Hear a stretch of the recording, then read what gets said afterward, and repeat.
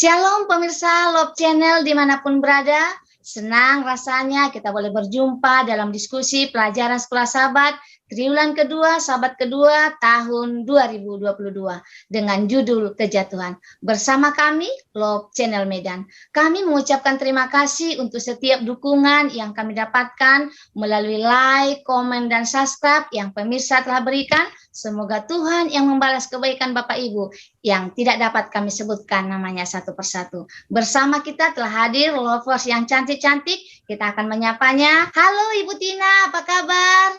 Salam jumpa pemirsa, salam sehat, damai sejahtera. Jadilah petang, jadilah pagi, segenap alam bersaksi, segenap alam memuji, sungguh amat baik. Baik. Halo Ibu Erita, apa kabar? Salam, selamat ketemu kembali seluruh pemirsa dimanapun berada. Senang bertemu dengan kita semuanya dalam keadaan sehat tentunya. Saat ini kita mau belajar, mari berbagi. Terima kasih. Bersama saya, Dor Marina Sitanggang, mari melayani, semoga kita boleh menjadi berkat bagi umat-umat Tuhan hari ini. Buah terlarang, buah menawan, sedap dipandang dan memberi pengertian. Di Taman Eden, Adam dan Hawa merangkai kegembiraan, sampai akhirnya mereka jatuh ke dalam pencobaan. Sebelum kita memulai diskusi kita pada hari ini, kita akan mulai dengan doa yang dipimpin Ibu Tina. Mari kita berdoa.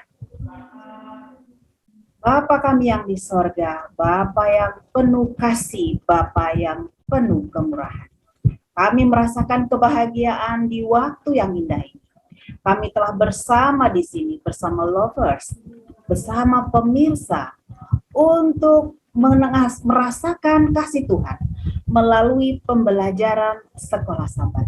Kiranya Roh Kudus Tuhan merangkul kami, menerangi hati dan pikiran kami. Terimalah doa kami ini, Bapak. Karena kami berdoa dalam satu nama yang indah, Yesus yang menjadi Tuhan kami. Amin. Amin. Baik lovers dan pemirsa dimanapun berada, saat ini kita masuk ke dalam pelajaran kita dengan judul Kejatuhan. Ayat hafalannya, aku akan mengadakan permusuhan antara engkau dan perempuan ini, antara keturunanmu dan keturunannya, dan keturunannya akan meremukkan kepalamu, dan engkau akan meremukkan tumitnya. Kejadian 3 ayat 15. Ketika Tuhan memberikan semua kepada orang tua pertama kita, Adam dan Hawa di Taman Eden, Tuhan juga berkata dan memperingatkan mereka bahwa semua yang ada di taman ini boleh kamu makan buahnya dengan bebas, tetapi pohon pengetahuan tentang yang baik dan yang jahat itu janganlah kamu makan buahnya, sebab pada hari engkau memakannya pastilah engkau mati. Kejadian 2 ayat 17. Ancaman kematian yang melekat pada peringatan tentang ketidaktaatan akan digenapi. Kejadian 2 ayat 7. Dan setelah mereka berdosa, Adam dan Hawa merasa telanjang karena kehilangan pakaian kemuliaan mereka yang mencerminkan kehadiran Tuhan. Kita boleh baca Mazmur 8 ayat 6. Sekarang gambaran Tuhan telah dipengaruhi dosa. Di saat mereka sudah berbuat dosa, Tuhan mendekat dan memanggil mereka. Di manakah engkau? Kejadian 3 ayat 9. Tentu Tuhan tahu mereka di mana. Pertanyaan itu ditujukan untuk orang yang merasa bersalah, untuk membantu mereka menyadari apa yang telah mereka lakukan, dan pada saat yang sama untuk menuntun mereka pada pertobatan dan keselamatan. Sejak manusia berdosa, Tuhan bekerja untuk keselamatan dan penebusan mereka. Pelajaran kita sangat menarik, mari kita dalami bersama lovers kita saat ini dengan judul Ular. Kepada Ibu Tina, saya persilahkan. Terima kasih Ibu Rina, salam jumpa pemirsa yang diberkati Tuhan. Saat ini saya akan membahas satu ulasan yang berjudul Ular. Dalam buku Alfa dan Omega, jilid 1 halaman 48, oleh tulisan Ellen G. White, di sana dikatakan, pada waktu itu maksudnya di Taman Eden, ular adalah seekor makhluk yang paling cerdik dan paling indah di muka bumi ini. Kenapa? Ular mempunyai sayap, dan bila ular itu terbang, ia memberikan satu penampilan yang berkilauan, serta memiliki warna keemasan yang indah dan menarik. Mari kita bayangkan, pemirsa, lovers, ya, seekor binatang yang sangat cantik. Nah, dikatakan dalam tulisan itu ada kata cerdik. Ya, tidak heran setan memilihnya sebagai alatnya untuk mendekati dan menjumpai Hawa, wanita yang sangat cantik di Taman Eden. Nah, dalam Yesaya 27 ayat 1 dikatakan, pada waktu itu Tuhan akan melaksanakan hukuman dengan pedangnya yang keras, besar dan kuat atas Lewiatan, ular yang meluncur atas Lewiatan, ular yang melingkar, dan ia akan membuat ular naga yang di laut. Pemirsa, Lewiatan itu apa? Lewiatan adalah makhluk raksasa yang hidup di laut. Ia mempunyai kulit yang sangat keras, yang mampu menghancurkan semua senjata, dan memiliki mata yang bercahaya, yang digunakan untuk melihat kedalaman laut dan kegelapan laut. Itulah pemirsa Lewiatan. Makanya disebut ular itu adalah musuh Allah. Ya, dengan secara eksplisit, ini artinya secara terang-terangan dikatakan dalam Wahyu 12 ayat 9 bahwa ular adalah iblis atau setan. Dan di timur dekat kuno, pemirsa, ular itu menggambarkan kekuatan jahat. Ya. Dalam pendekatannya pada Hawa, ular tidak melakukan pembantahan, ya. Nah, untuk itu saat ini pemirsa, saya mau membawa kita kepada adegan komunikasi, ya. Saya sangat tertarik komunikasi ini, ya. Dikatakan dalam Kejadian 3 ayat 1. Ini dikatakan ular kepada Hawa. Hawa, tentulah Allah berfirman, katanya. Semua pohon dalam taman ini jangan kamu makan buahnya, bukan? Bingunglah si Hawa, karena tulisan di dalam Kejadian 2 ayat 16 dikatakan, lalu Tuhan memberi perintah kepada manusia, semua pohon dalam taman ini boleh kamu makan buahnya dengan bebas. Ya, dengan perbedaan ucapan ini, tentu Hawa berpikir, apaan ini ular ini? Jangan kau bilang sementara Tuhan boleh. Nah, pemirsa, disinilah kepintaran daripada ular. Memang pemirsa, bila mana dalam komunikasi terjadi pertanyaan, maka itu akan membuat kita berpikir. Sehingga terjadilah perjalinan komunikasi. Demikian Ibu Rina yang bisa saya sampaikan dalam ulasan ular. Terima kasih. Baik, terima kasih untuk penjelasannya Ibu Tina. Ini hanya sekedar pemikiran jika iblis mampu menggoda Hawa yang tidak berdosa ketika di Taman Eden. Tentu bagaimana dengan kita yang hidup sekarang di dunia yang penuh dengan dosa, sehingga bagaimana pertahanan kita untuk menghadapi ini sehingga kita tidak jatuh ke dalam dosa. Terima kasih Ibu Rina. Saya hanya bisa menjawab dari firman Tuhan. Saya tertarik di dalam 1 Petrus 5 ayat 8. Dikatakan, sadarlah dan berjaga-jagalah. Lawanmu si iblis banyak berkeliling, sama seperti singa yang mengaum-ngaum dan mencari orang yang dapat ditelannya. Jadi kita, ya, Hawa saja yang tidak berdosa dan bahkan di tempat yang suci jatuh, apalagi kita. Nah, jadi diperlukan di sini adalah kesadaran. Sadar bahwa iblis itu ada. Sehingga dengan sadar itu, maka kita membuat senjata berjaga-jaga. Ya. Dan yang kedua, setelah kita sadar berjaga, mari kita tetap mengadakan hubungan kepada Tuhan. Demikian Ibu Rina yang bisa saya jawab. Terima kasih. Terima kasih, luar biasa. Saat ini kita akan lanjutkan pelajaran kita dengan judul Buah Terlarang. Putri Ibu Erita, kami persilahkan. Baik, terima kasih Ibu Rina. Kali ini tentang buah terlarang. Buah terlarang itu pohon di tengah Taman Eden itu. Lalu buah terlarang adalah buah yang tidak boleh dimakan oleh Adam dan Hawa, anak manusia itu. Yaitu buah pengetahuan yang baik dan jahat.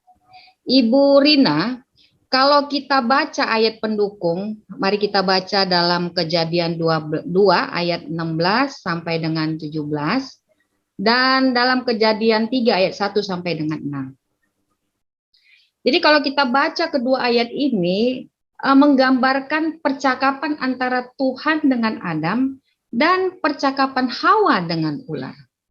Kalau dalam Kejadian 2 ayat 16 dan 17, di situ jelas perintah Allah kepada Adam. Dikatakan, Adam, semua pohon dalam taman ini boleh kau makan buahnya. Ya, di tengah itu kan ada juga pohon kehidupan, itu juga boleh. Tetapi ada satu pohon di tengah itu tidak boleh kamu makan. Jangan kau makan buahnya ya. Kalau kamu makan, nanti kau mati. Ayat ini menggambarkan perintah. Ya, yang namanya perintah, kita harus menurut. Artinya, Adam tidak ada bertanya kenapa ya buah itu tidak bisa dimakan. Kemudian kalau dalam Kejadian 3, ayat 1 sampai dengan 6, ini Hawa nih bersama dengan ular. Tadi Ibu Tina menyampaikan, wah ular itu memang ular yang cerdik. Ya.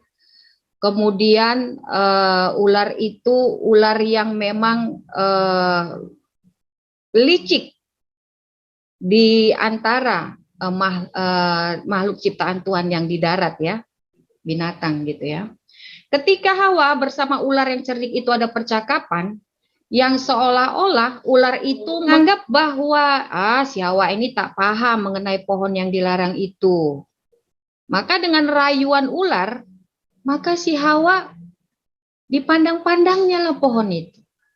Kemudian dirabanya. Semakin diperhatikannya, wah Hawa tergiur dengan buah yang sangat menarik, sangat menggoda. Lalu dimakannya lah buah itu. Dia lupa akan perintah yang diberikan Adam kepadanya, yang diberikan Tuhan kepada mereka. Kemudian diberikannya kepada si Adam. Disitulah kejatuhan manusia. Demikian Ibu Rina. Baik, terima kasih Ibu Berita untuk penjelasannya. Jadi buah yang telah dilarang itu hanya satu. Itu pun mereka susah untuk menjaganya. Bagaimana dengan kita yang sekarang tinggal di dunia begitu banyak larang? Tentu ada hal-hal yang harus kita lakukan supaya kita tidak jatuh ke dalam dosa. Setelah manusia jatuh ke dalam dosa, apa yang mereka lakukan? Kita sampai pada bersembunyi dari Tuhan. Kepada Ibu Tina, kami persilakan. Terima kasih kembali saya ucapkan kepada Ibu Rina. Pemirsa yang diberkati Tuhan, mari bersama saya kembali dalam ulasan bersembunyi dari Tuhan. Ketika Adam dan Hawa, Hawa memetik buah terlarang, lalu memakannya, lalu Hawa melanjutkan buah itu kepada suaminya. Ya. Lalu saat itu juga pemirsa, mereka kehilangan pakaian. Saya senang sekali dengan pelajaran ini, karena saya ingat pelajaran yang lalu, jadi saya lebih dapat ini pelajarannya. Mereka kehilangan pakaian kemuliaan, dikatakan, yaitu pakaian yang mencerminkan hadirat Allah. Sudah selesai, gagal, ya pemirsa. Mereka merasa malu dengan sekitar mereka. Ya mungkin di situ ada angsa, malu mereka. ada singa malu, ya. Maka mereka cepat-cepat membuat cawat yang tertulis dalam Kejadian 3 ayat 7 dikatakan, maka terbukalah mata mereka berdua dan mereka tahu bahwa mereka telanjang. Lalu mereka menyemat daun pohon ara dan membuat cawat. Aduh, saya merasakan betapa sedihnya mereka, betapa gemetarnya mereka. Dikatakan perbuatan mereka seolah-olah mereka menggantikan Sang Pencipta ketika mereka berusaha menutupi ketelanjangan yang disebut dosa mereka. Suatu tindakan yang dicela oleh Paulus sebagai kebenaran melalui perbuatan. Ya, pemirsa boleh baca di dalam Galatia 2 ayat 16. Tuhan kembali menunjukkan kasih-Nya kepada manusia dengan mengajukan pertanyaan. Di manakah engkau? Kejadian 3 ayat 9. Saudaraku, pemirsa, pertanyaan ini diajukan kepada yang bersalah. Pertanyaan ini diajukan Tuhan kepada Adam dan Hawa untuk, ya, catatan di sini, membantu mereka menyadari apa yang telah mereka lakukan dan pada saat yang sama untuk menuntun mereka pada pertobatan dan keselamatan. Jelas sekali. Ya, kalau saya menggambarkan, kalau Tuhan itu tidak penuh kasih, dia akan datang dengan serbuan yang luar biasa. Tetapi Tuhan itu maha baik, dia hanya datang dengan sebuah pertanyaan. Fakta yang terjadi pada manusia itu, pemirsa, sama-sama berusaha menghindar tuduhan. Ketika mereka sudah bertemu dengan Tuhan, mereka menghindar dengan tuduh-tuduhan, lalu menyalahkan satu sama lain. Saya juga melakukannya. Mari kita lihat Adam. Apa dikatakan Adam?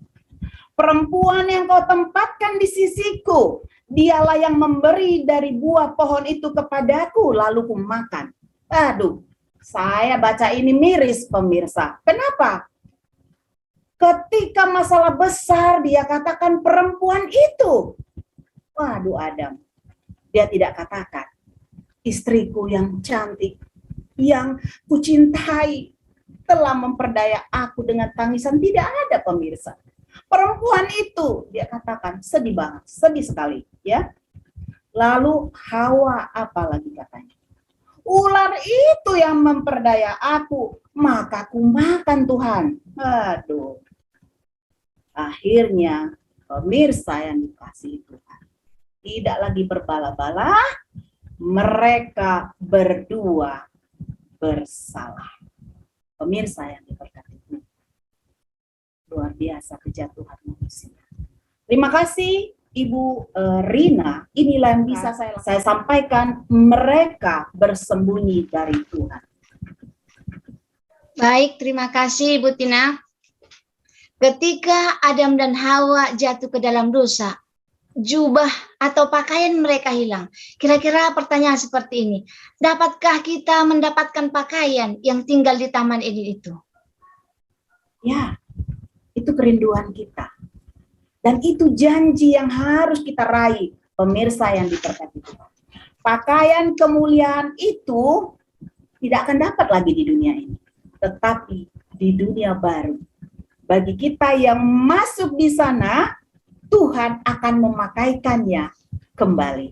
Luar biasa. Tuhan Yesus memberkati kita. Terima kasih. Baik, luar biasa kerinduan kita bersama untuk mendapatkan pakaian itu. Sekarang kita akan lanjutkan. Setelah mereka jatuh ke dalam dosa dan mereka saling menuduh dan tidak ada yang mau mengaku bersalah, bagaimana nasib ular?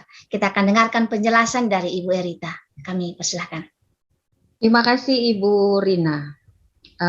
Pemirsa yang terkasih, baik, bagaimana nasib ular, Ibu Rina? Ya kan, kita tahu tadi ular itu licik, si penggoda, ular itu iblis, ya.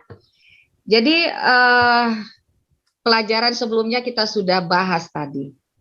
Lalu kalau kita baca dalam Kejadian 3 ayat 15, sebenarnya apa yang Tuhan katakan kepada ular itu, karena dia sudah merusakkan ciptaannya. Izinkan saya membaca ayatnya. Aku akan mengadakan permusuhan antara engkau dan perempuan ini, antara keturunanmu dan keturunannya. Keturunannya akan meremukkan kepalamu, dan engkau akan meremukkan tumitnya. Maaf. Jadi Tuhan memulai penghakimannya dengan ular itu. Ular itu menjadi makhluk satu-satunya yang dikutuknya. Penghakiman Allah mengarah kepada kematian, kejahatan, dan kutukan. Ya, semacam pembalikan ciptaan.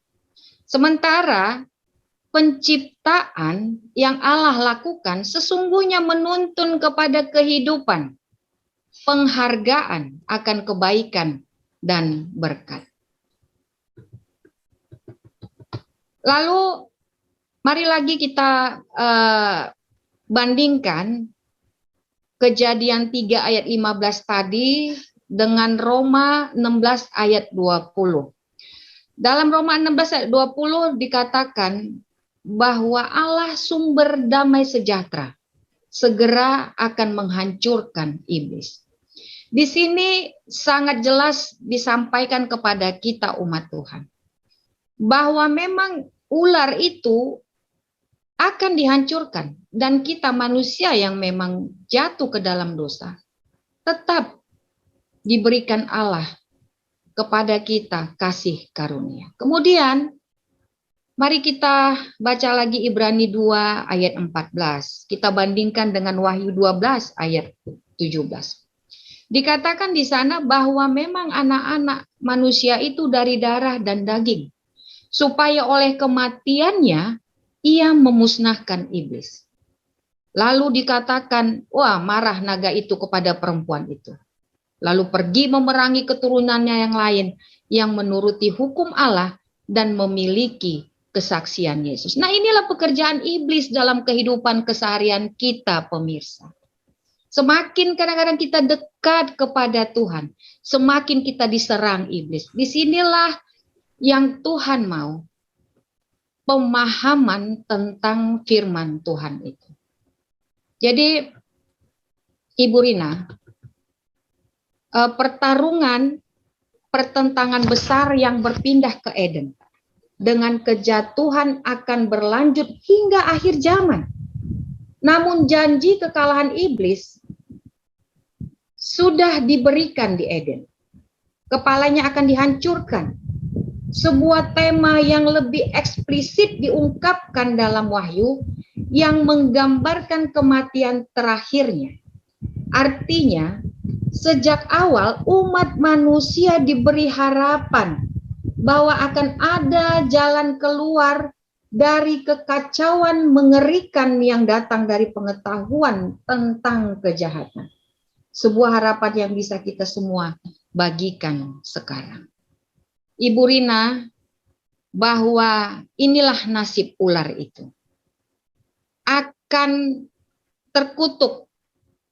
Namun kita sebagai umat manusia yang diciptakan Allah diberikan kepada dua pilihan. Yang jahat dan yang baik tadi. Bagi kita yang memang memahami firman Allah, pasti kita akan menuruti perintahnya.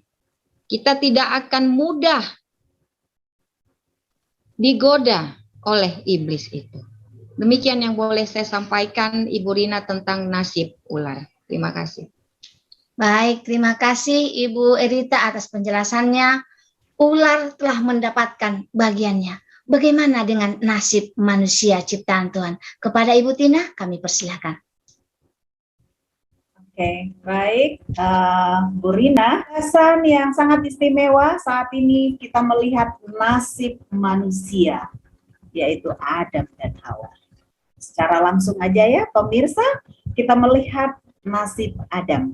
Mari kita baca, saya ambil Alkitab saya, di dalam Kejadian 3 ayat 17. Ya, dikatakan, Lalu firman-Nya kepada manusia itu, karena engkau mendengarkan perkataan istrimu dan memakan dari buah pohon yaitu yang telah kuperintahkan kepadamu, jangan kamu makan daripadanya, maka terkutuklah tanah karena engkau. Dengan bersusah payah engkau akan mencari rezekimu dari tanah seumur hidupmu.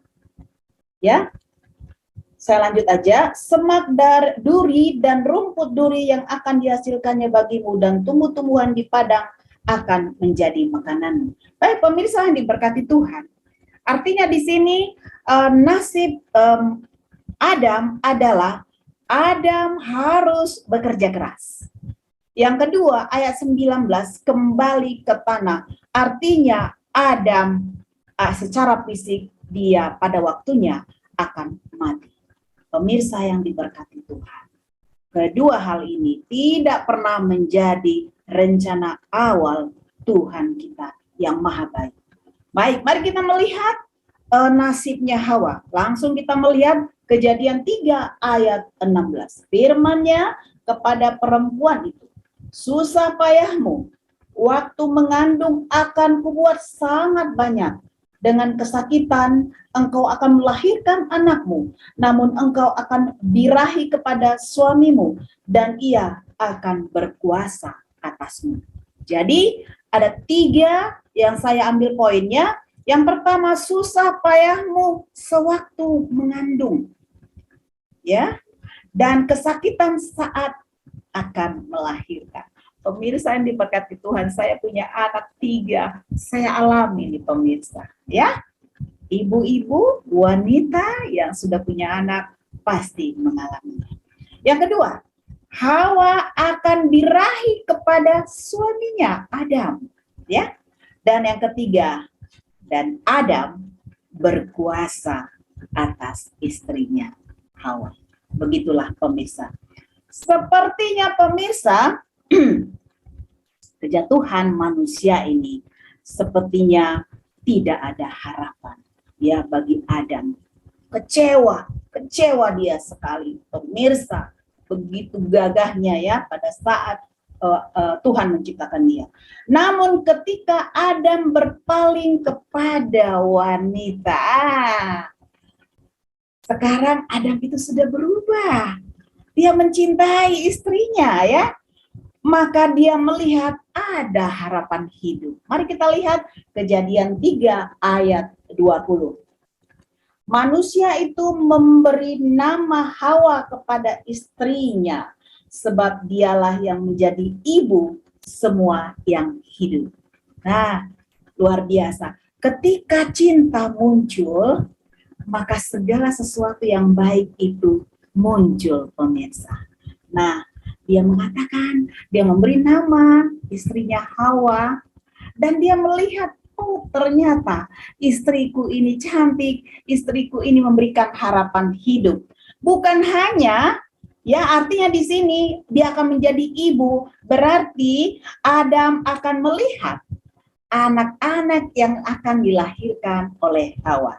Ya, begitulah pemirsa. Seperti halnya orang tua yang penuh kasih, Tuhan hanya menginginkan yang baik untuk mereka, bukan kejahatan. Nah, ingat kembali maksud Tuhan dalam penciptaan adalah apa? Semuanya menjadi sungguh amat baik, ya. Seperti itulah sudah terjadi kembali di dalam dunia keberdosaan. Tuhan akan melakukan semua yang Dia bisa untuk menyelamatkan mereka, kita, lovers, dan pemirsa yang terkasih dari kejahatan. Pemirsa, ini berkat bagi kita. Mari kita raih, ya. Dikatakan Tuhan akan melakukan apa saja, ya, untuk menyelamatkan manusia, ya. Ingat, saya kembali menyampaikan ayat inti kita, ya. Ayat inti kita di dalam Kejadian 3 ayat 15. Aku akan mengadakan permusuhan. Dan seterusnya, itulah ayat yang menyatakan untuk pertama sekali, pemirsa, nubuatan. Apa itu nubuatan? Suatu yang digambarkan pasti terjadi, ya. Janji kekalahan iblis sudah disampaikan Tuhan pada saat di Taman Eden. Luar biasa. Terima kasih Tuhan untuk kemurahan. Marilah pemirsa yang diberkati Tuhan, dengan fakta, dengan kenyataan yang sudah kita lihat, tidak ada unsur yang membuat kita bahagia selain kita menimbulkan rasa kasih, rasa hormat kepada Tuhan. Demikian Ibu Rina, Tuhan Yesus memberkati. Baik Ibu Tina, penjelasan yang sudah cukup jelas. Tapi ada pertanyaan ini Ibu Tina. Pada saat kapan Tuhan meremukkan kepala iblis sesuai dengan ayat inti kita? Oke, baik. Terima kasih. Puji Tuhan ya. Itu berarti nubuatan digenapi ya, Ibu Rina. Baik, pertanyaan itu saya akan jawab, yaitu pada saat kematian Yesus di kayu salib. Yohanes 19 ayat 30 mengatakan, sesudah Yesus meminum anggur asam itu, berkatalah ia, sudah selesai. Lalu ia menundukkan kepalanya dan menyerahkan nyawanya.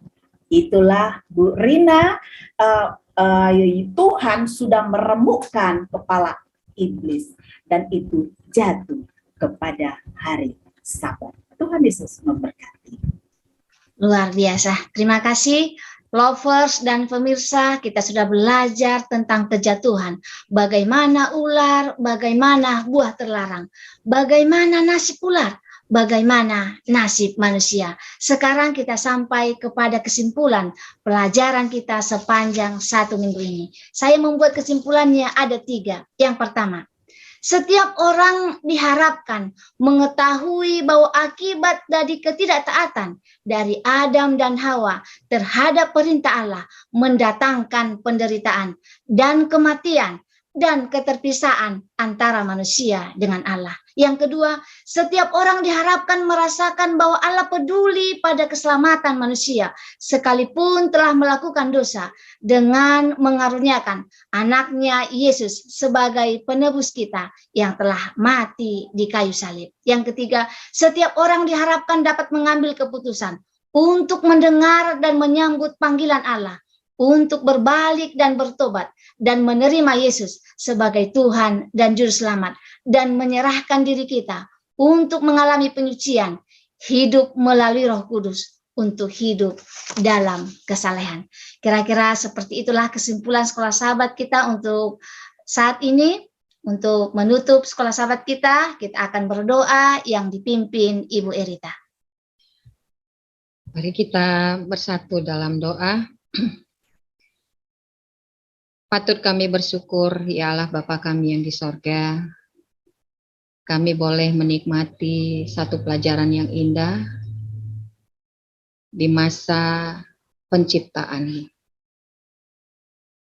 Tuhan telah memberikan waktu dan kesempatan bagi kami untuk menyampaikan firman Tuhan ini. Namun kami percaya Tuhan bahwa Roh Kudus-Mu yang bekerja untuk masing-masing kami dan pemirsa dimanapun berada.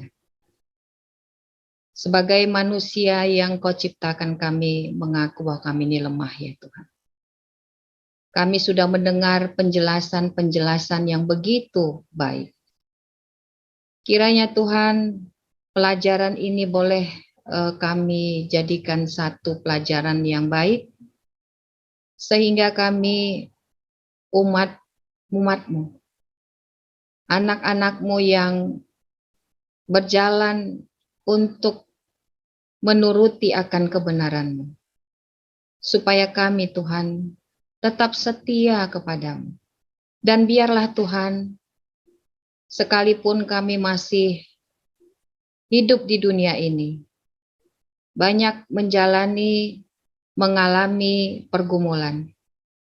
Namun Tuhan, biarlah Engkau menolong kami, supaya kami tetap senantiasa berjalan di lorong kebenaran-Mu, dan boleh kami menjadi umat-umat Tuhan kelak mewarisi kerajaan surga. Terima kasih Tuhan, berkati seluruh pemirsa dimanapun berada. Biarlah Tuhan memberkati dengan berkat kesehatan, berkat-berkat yang indah di dalam setiap pekerjaan.